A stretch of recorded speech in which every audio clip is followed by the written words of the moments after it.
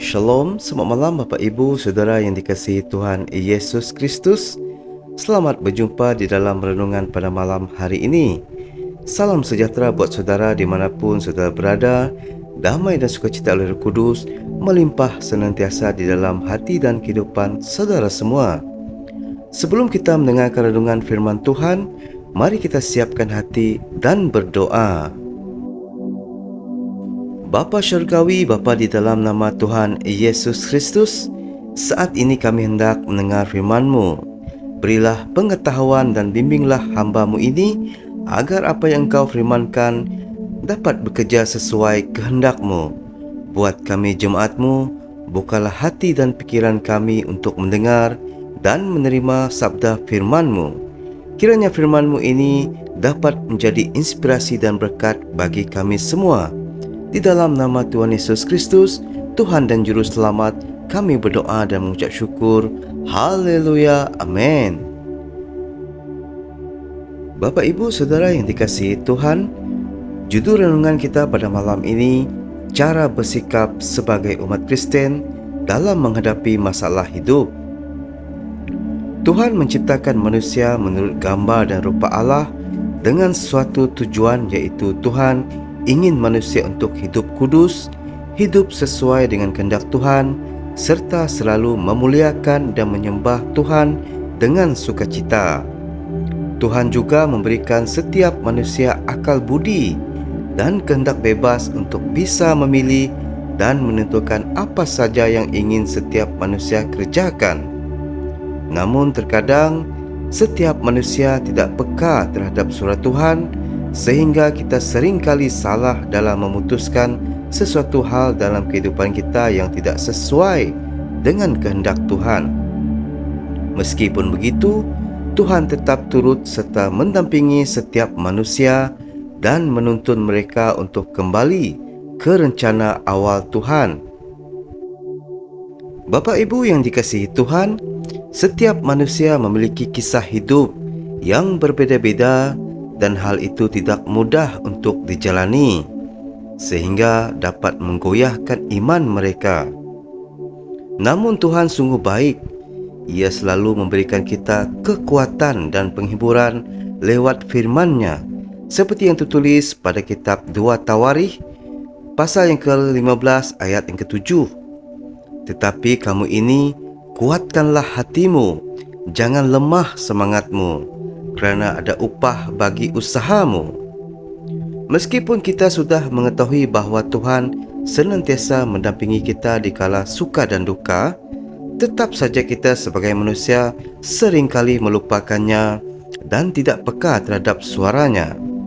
Maka dari itu kita perlu memiliki sikap yang benar sebagai umat Kristen untuk menghadapi masalah yang ada. Ini antara beberapa sikap sebagai umat Kristen dalam menghadapi masalah hidup. Yang pertama, jangan putus asa. Ketika masalah datang dan sulit untuk kita hadapi, seringkali kita menjadi putus asa. Sesungguhnya sikap tersebut tidak benar, kerana dengan sikap putus asa tidak dapat menyelesaikan masalah kita. Justru yang harus kita lakukan adalah tetap semangat dan terus percaya kepada Tuhan. Tertulis di kitab Ibrani pasal ke-12 ayat yang ke-3. Ingatlah selalu akan Dia yang tekun menanggung bantahan yang sehebat itu terhadap dirinya dari pihak orang-orang berdosa, supaya jangan kamu menjadi lemah dan putus asa. Ketika kita berseru kepada Tuhan untuk memberi kekuatan dan menghadapi semua pencobaan, percayalah, Tuhan Yesus akan memulihkannya. Melalui ayat tersebut terbukti kuasa Yesus sungguh nyata dalam hidup kita. Maka dari itu, ketika masalah datang, jangan takut dan putus asa. Yang kedua, semakin mendekatkan diri dengan Tuhan. Biasanya di saat kita menghadapi masalah, kita akan terfokus pada masalah tersebut, sehingga tanpa disadari mulai membuat kita menjauh dari Tuhan dan tidak bisa membuat kita terfikir dengan jernih, bahkan bisa sampai mengakibatkan stres dan depresi. Kita harus memiliki hati seperti Ayub. Ia sepenuhnya mempercayakan hidupnya kepada Tuhan. Meskipun semua musibah bertubi-tubi datang ke dalam hidup Ayub, namun ia tetap percaya kepada janji Tuhan yang selalu menolongnya. Sehingga pada akhirnya Tuhan mengembalikan hidupnya dan memberikan Ayub berkat-Nya yang berkali-kali lipat.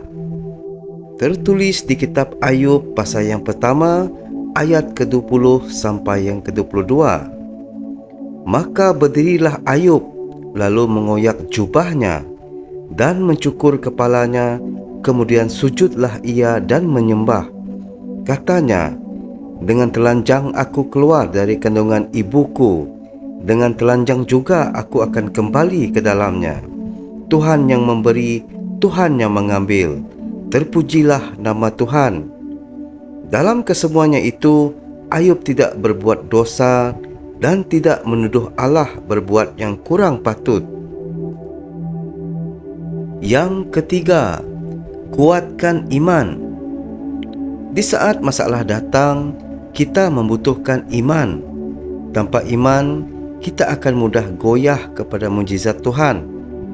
Dengan iman kita bisa memiliki keyakinan di hati bahawa Tuhan akan selalu memberi jalan keluar bagi anak-anak-Nya yang dekat padanya. Kerana melalui berkat dan hikmat Tuhan, kita dapat mengambil tindakan yang terbaik untuk menyelesaikan masalah tersebut. Seperti cerita bangsa Israel yang ada di dalam Alkitab. Bangsa menyeberangi sungai Yordan dan masuk ke tanah perjanjian dengan iman. Lewat iman tersebut, mujizat Tuhan terjadi saat itu dan terbelahlah sungai Yordan, sehingga bangsa Israel dapat melewatinya. Oleh kerana itu, sebagai umat Kristen, kita perlu menguatkan iman kita agar berkat dan mujizat dapat terjadi ke dalam kehidupan kita. Bapa, Ibu, Saudara yang dikasihi Tuhan, yang keempat, tetaplah bersyukur kepada Tuhan.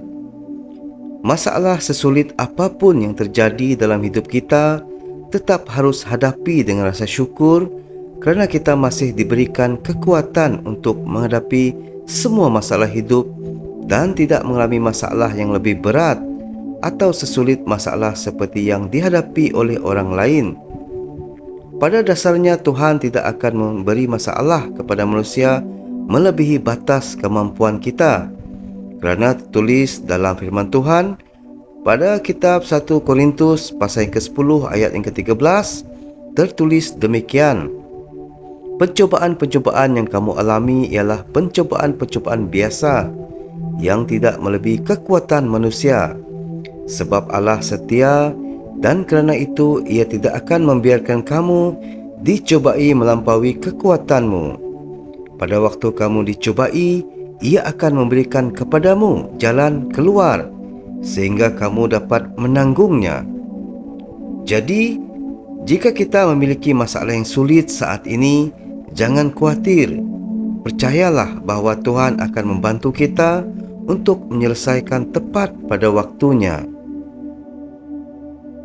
Yang terakhir, iaitu yang kelima, senantiasa berdoa setiap hari. Berdoa merupakan cara kita berkomunikasi dengan Tuhan. Melalui doa kita dapat mengungkap semua hal yang kita rasakan. Terutama di saat masalah datang, biasanya kita menceritakan semua masalah kita kepada sesama manusia. Namun saat ini kita bisa mencoba untuk mulai menceritakan setiap masalah kita kepada Tuhan lewat doa kita. Sebagai umat Kristen, kita diajarkan untuk menyatakan keinginan kita kepada Tuhan dalam doa sesuai dengan firman Tuhan yang tertulis di Injil Filipi pasal yang keempat ayat yang keenam. Janganlah hendaknya kamu khawatir tentang apapun juga, tetapi nyatakanlah dalam segala hal keinginanmu kepada Allah dalam doa dan permohonan dengan ucapan syukur. Jadi ketika kamu mengalami masa-masa sulit, ingatlah untuk selalu mencari Tuhan, kerana hanya Dialah yang dapat mengurangi beban kita lewat berkat dan mukjizat-Nya. Bapa, Ibu, Saudara yang dikasihi Tuhan, kelima cara di atas merupakan sikap yang perlu kita lakukan sebagai umat Kristen dalam menghadapi masalah. Di kitab Yesaya pasal yang ke-40 ayat yang ke-29 tertulis demikian, ketika berada dalam kelemahan tubuh, maka mintalah kekuatan baru dari Allah. Dia memberikan kekuatan kepada yang lelah dan menambahkan semangat kepada yang tidak berdaya. Kondisi tubuh yang kuat dan sehat membuat pikiran dan jiwa juga turut bekerja dengan lebih baik. Allah dapat bekerja sedemikian rupa mengubah dan memulihkan tubuh jasmani kita lebih baik dalam keadaan sakit atau lemah. Mari Bapa, Ibu, Saudara yang dikasihi Tuhan, kita tutup dengan doa. Bapa Syurgawi, Bapa yang baik, Bapa yang Maha Bijaksana, kami sangat bersyukur atas segala nikmat dan atas renungan yang kami dengar pada malam hari ini. Terima kasih sudah berkenan mendampingi kami, dan terima kasih pula telah membimbing kami dengan firman-Mu yang menjadi petunjuk hidup. Kiranya kasih karunia dari Allah Bapa kita menyertai kita semua dari sekarang sampai selama-lamanya. Di dalam nama Tuhan Yesus Kristus, Tuhan dan Juru Selamat, kami berdoa dan mengucap syukur. Haleluya. Amin.